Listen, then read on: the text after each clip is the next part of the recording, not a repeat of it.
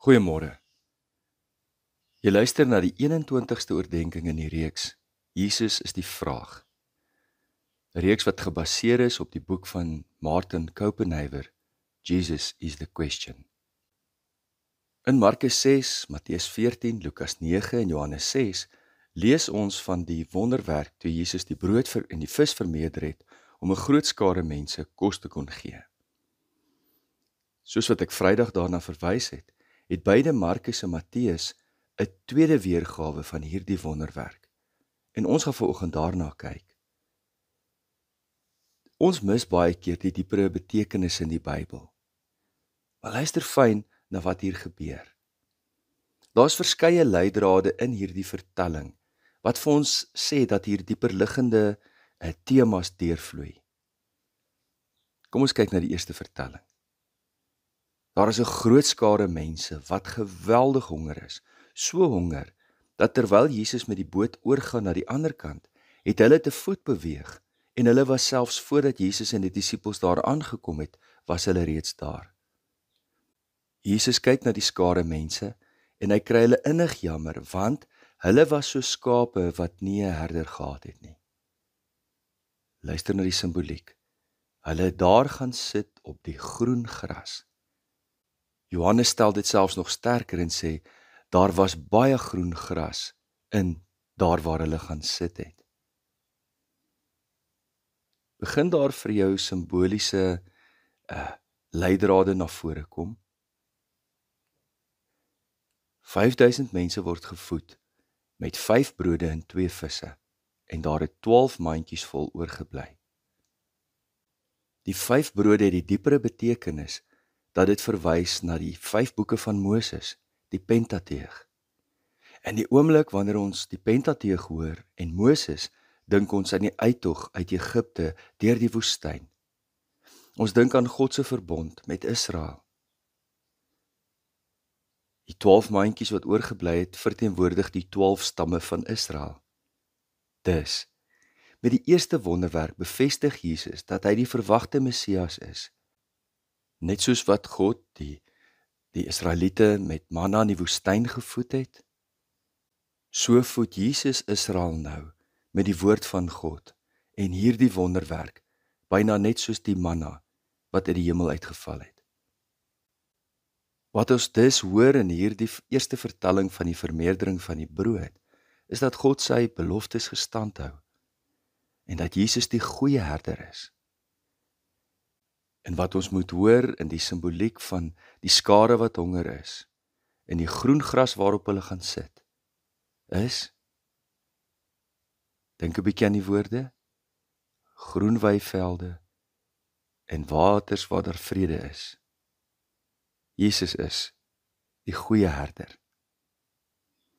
Wat belangrik is dat die eerste wonderwerk geskied in Joodse gebied.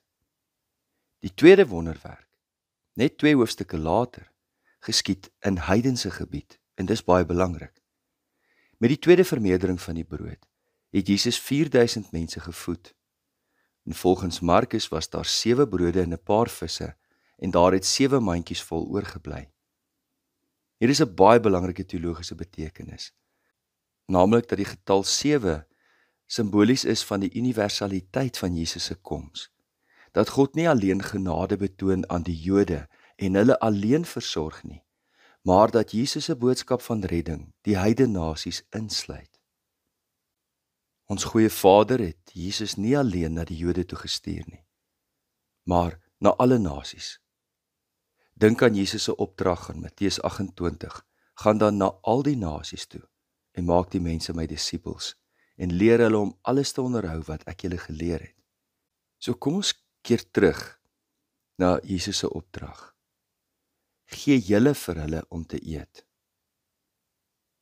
En Jesus se vraag daarna, hoeveel brood het julle by julle? Jesus voed die skare met geestelike en aardse brood. En die vraag is, sal ons vir mense ook van hierdie brood gee? Want is die opdrag van die kerk. En die kerk bestaan mos uit elke gelowige, ook ek, ook jy. Sal ek en jy ons brood deel? voel ons ook daar's te min. Beide met die hele simboliek van aardse brood, wat die versorging is van die armes, versorging van mense wat swaar kry, maar ook geestelike brood. Sal ons ook ons sakke leegdop en sê, nie genoeg nie, ek het nie daarvan nie. Wanneer die Here ons voed deur sy brood, deur sy woord, dan behoort ons ander ook so te voed. Ons behoort gereed te wees, om die brood wat ons ontvang het, wanneer dit deur die Here se hande gaan, wanneer dit deur die krag van die Gees gaan, met almal te deel om ons, en hierdie woord van lewe, ander mee te voed. Dit is die opdrag van die kerk, en die kerk wat bestaan uit my en jou, is om mense met aardse en geestelike brood te voed. Kom ons gaan doen dit dan ook so. Kom ons bid saam. U het die brood gebreek eens by die meer. Breek nou die lewensbrood vir my ook, Heer. Wil steeds u waarheid meer aan my ontvou, tot ek ook in u woord my Heer aanskou. U is die lewensbrood, Heiland vir my. U is die waarheid, Heer, u maak my vry. U beeld straal uit die skrif so helder voort. U soek ek, Heer, u self, o lewend woord.